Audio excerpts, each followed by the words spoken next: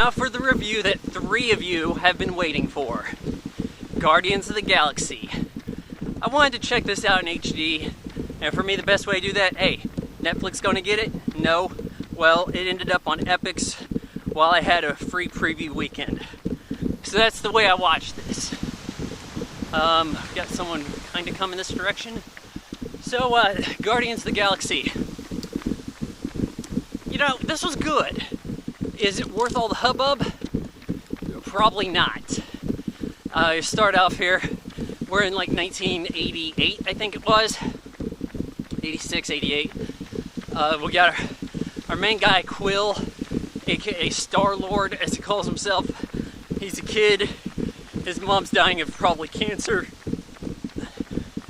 He's not too comfortable reaching out to her as she's dying and runs off and is immediately abducted by aliens in a kind of WTF moment. Then we flash forward like 26 years later. He's on this dilapidated, ruined planet where he runs around and finds an orb that everybody's got to have. This is the MacGuffin. This is your Marvel comic universe. What do they call it? Marvel Cinematic Universe? Everybody's got to have a Tesseract kind of thing, or whatever the hell. So, this orb, if you touch it to your hammer and then you touch the surface of a planet, everything dies. I guess that's bad. So this bad dude, Ronan, wants it. Long story short, Peter Quill is the guy's name here. You know, Chris Pratt. Very charismatic, very good in this leading role. He gets put on a prison planet after he's fighting with some various bounty hunters. Rocket Raccoon, Groot, you guys know all this stuff, Gamora, and they're all putting on like a co-ed prison where Lloyd Kaufman's in the background aggravating them in a cameo, and I'm thinking Lloyd Kaufman needs to go to a co-ed prison. He'd love that. They plot and escape thanks to Rocket, a genetically modified raccoon who likes to shoot guns and escape from prisons. His compatriot Groot is a tree who only says "I am Groot." As Chris Pratt points out, this gets old quick. Chris Pratt, he was listening to this awesome mix tape when he was abducted and when he was, visiting his mom and all this stuff. And that's the soundtrack of the movie, is like these 70s tunes. Well, he gets his cassette taken, confiscated at the prison, but he gets it back at the end. They flee. They go around to various places. This is one of my complaints with the movie. It's very modern style ADHD. There's a cut every second. They're going to various places that I have very little knowledge of. And they're not sticking around very long. And it's hard to give a shit about the people of a planet that's being attacked and you really don't know much about them. Maybe they're all douchebags. Whatever. Well, this guy Ronan catches up with them. Eventually he takes the orb. All of our heroes are aligned together now.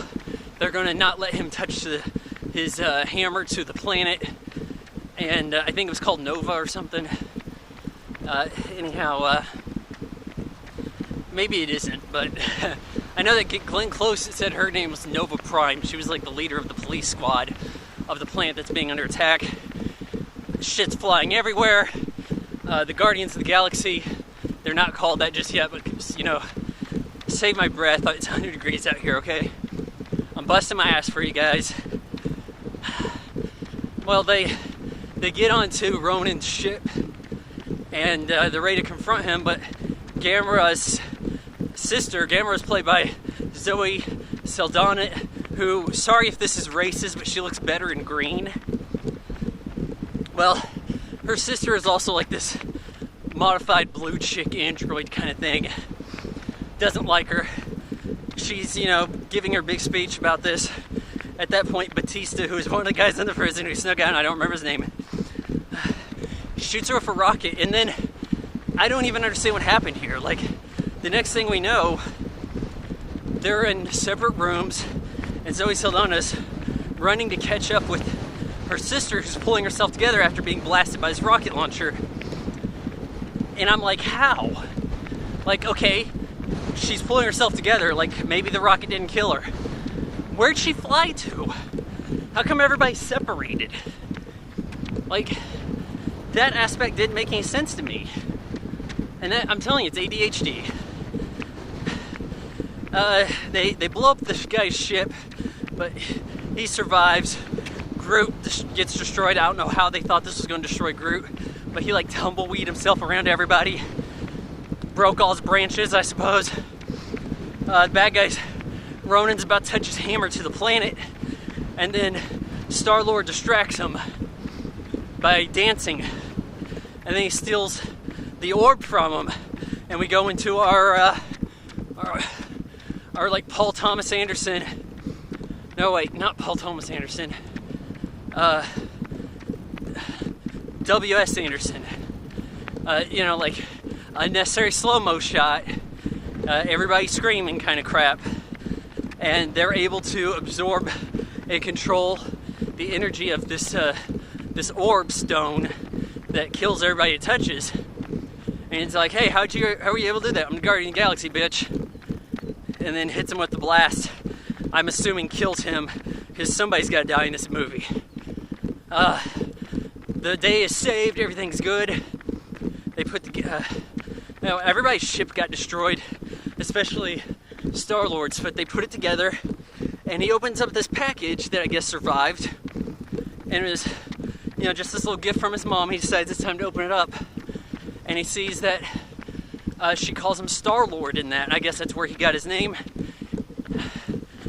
She'd been calling him Star-Lord apparently, but also there's a hint that his father is not human. There's no telling what ancient race he is, and so that helps to make it less random of an occurrence that he was picked up as soon as the mom dies. Transfer of custody. Why his dad didn't pick him up, I'm really not sure. I kind of think that's a bit of a weak writing thing, to be like, oh, well, this douchebag picked you up. I guess he's your dad's buddy, but he's an ass to you and was going to kill you. How come he still hasn't met his dad? I don't know. Anyhow, I did like the way that all ties in. She gave them a new mixtape. That was the gift. What was it? Awesome Mix Volume 2 or something? Yeah, you guys probably like this movie. I give it 3 out of 4 stars. I'm saying it's good. I'll probably watch it again because I got recorded on my DVR.